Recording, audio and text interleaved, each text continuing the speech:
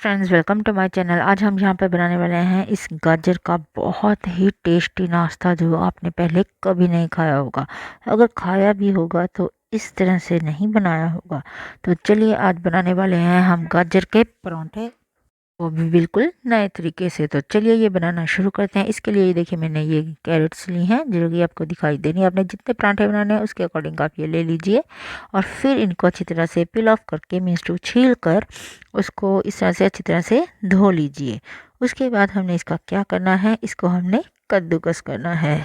ये देखिए मैंने फिर इसको बाद में कद्दूकस किया है। ये देखिए इस तरह से आपने कद्दूकस कर लेना है। ये देखिए आपको फुल वीडियो में इसके लिए नहीं दिखा रही क्योंकि वीडियो लंबी हो जाती है, इसलिए मैं इसको आपको ऐसे ही दिखा रही हूँ। ये देखिए मैंने ये कद्दूकस कर लिए हैं। ये देखिए आपने ना ज़्यादा मतलब बारीक करने हैं ना ज़्यादा मोटे, मैंने इस तरह से थोड़े से कद्दूकस कर लिए हैं। अब इसको कद्दूकस करके हम क्या करेंगे, इसके आम के आम गुठलियों के दाम करेंगे। अब इसको हम जो है अच्छी तरह से निचोड़ लेंगे। ये देखिए मैंने हाथ हैंड वॉश किए हुए हैं। पहले इनको निचोड़ने से पहले ही आपको पहले जब भी किचन का काम करें हैंड वॉश जरूर करें। और ये देखिए इसको अच्छी तरह से इस तरह से अभी दोनों हाथों से निचोड़ते जाना है ताकि इसका जो जूस है ना वो सारा निकल जाए। ये देखिए इस तरह से हमने इसका सारा जूस निकाल लेना जो हमारी कैरेट्स में है ना जूस। क्योंकि अगर ये टिप आप याद रखें, जो जूस बीच में रह गया तो हमारी जो कैरेट्स का है इसका टेस्ट मीठा मीठा आएगा हमारे परांठे में, फिर हमें मीठे मीठे लगेंगे। जो कि परांठे हमें चटपटे चाहिए तो हमें इसमें मीठापन बिल्कुल भी नहीं चाहिए। तो इसलिए इसमें से जो भी जूस निकल रहा है अच्छी तरह से प्रेस कर करके निकाल लीजिए। और ये देखिए इस तरह से आपने करके सारा इसका जूस निकाल लेना। ये देखिए मैंने इस तरह से निकाल लिया ये मेरा जूस। अब आप सोचेंगे जूस का क्या करें, तो जूस में तो आपको पता ही है कितने विटामिन होते हैं। तो इसका प्रयोग आप जैसे पीने में ही करें तो ज़्यादा बेटर है। किसी भी आटे या किसी में डालने की गलती मत करें, इसको ऐसे ही पिएँ।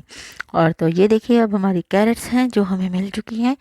अब ये मैंने बिल्कुल भी पानी नहीं है, अब इसको बड़े बाउल में डाल लिया है। अब इसमें डालेंगे शेजवान चटनी। इसको चटपटा बनाने के लिए मैंने इसमें और स्पाइसी बनाने के लिए इसमें मैंने डाल दी है शेजवान चटनी। ये देखिए अब इसको हम इसमें डालेंगे शेजवान चटनी को। ये देखिए जो इसका टेस्ट है ना बहुत ही ज़्यादा यमी बना देगी। तो आपको ये रेसिपी बहुत ही ज़्यादा अच्छी लगेगी, तो आप इसको ज़रूर ट्राई करें।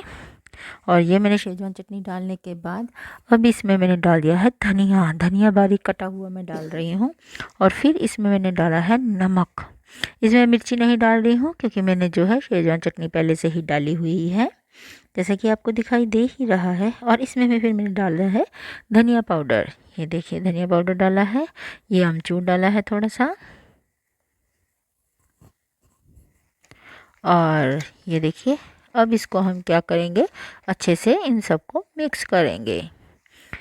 ये देखिए अच्छे तरह से मिक्स करना है, कहीं से ये ना हो कि चटनी भी एक तरफ से रह जाए और हमारी गाजर दूसरी तरफ से रह जाए, तो फिर उसका टेस्ट फीका फीका रह जाएगा ना। इसलिए अब ये मैंने 2 रोटियां बनाई, ये बिल्कुल ही नया ट्रिक है पराठा बनाने का। ये देखिए मैंने जो है ये 1 रोटी बेली हुई दिखा रही है ना, इसमें मैं बिना फोल्ड किए ही परांठी बना रही हूँ। ये देखिए बिल्कुल नया तरीका है। मैंने 1 चपाती बेली हुई है। ये देखिए इसके ऊपर मैंने अच्छी तरह से ये जो है हमारी कैरेट्स का जो मसाला है अच्छी तरह से इसको फैला देना है। ये देखिए जैसा कि आपको दिखाई दे रहा है ना, मैंने इसको पूरा अच्छी तरह से फैला दिया है। अब क्या करेंगे, ये देखिए अब इसके ऊपर हम दूसरी चपाती रख देंगे। ये बात आपने याद रखनी है, मैं इसमें बिल्कुल भी फोल्ड नहीं करूँ, ये बिल्कुल नया तरीका है, इसको फोल्ड नहीं करना है हमने। सिर्फ मैंने हल्का सा प्रेस करके इसको इस तरह से बेल दिया है। और ये बिल्कुल नया तरीका है, इससे आपकी चपाती है जो परोंठा है बहुत अच्छा बनेगा। मैंने तवे पर जो है घी लगा लिया था। अब इसके ऊपर हम जो है इस हमारे परांठे को रख देंगे। ये देखिए अब इस परांठे को हम इसी पर इस तरह से अच्छी तरह से, ये देखिए थोड़ा सा इर्द गिर्द घी लगा दिया है ताकि ये चिपके ना। अब ये देखिए हमारा पराठा ये बन रहा है, कितना यमी लगेगा आपको, बहुत ही ज़्यादा टेस्ट लगेगा। इसके आगे तो आपको सारे जो चटपटी चीज़ें वो भी फेल लगेंगी। हर बार ऐसे ही जब भी पराठा बनाने का दिल करेगा ऐसा ही बनवाओगे, आलू प्याज के पराठे तो आप भूल ही जाओगे। तो ये देखिए ये हमारा पराठा बनकर तैयार हो चुका है। ये देखिए कितना यमी है ना। और इसको आप ये देखिए इस तरह से मैंने सर्विंग प्लेट में रख लिया है। और आपको सॉस या मलाई दोनों में से जिसके साथ खाना है आप खा सकते हैं। मुझे तो भी ये सॉस के साथ ही पसंद है। ये देखिए खोल कर देखते हैं ये कैसा लग रहा है। ये देखिए ये कितना यमी लग रहा है। तो आपको ये मेरी रेसिपी कैसी लगी आप मुझे कमेंट करके ज़रूर बताएं। मेरी वीडियो को लाइक करें, शेयर करें और मेरे चैनल को सब्सक्राइब करें। और मुझे कमेंट करके बताना प्लीज़ बिल्कुल मत भूलें कि आपको मेरी रेसिपी कैसी लगी।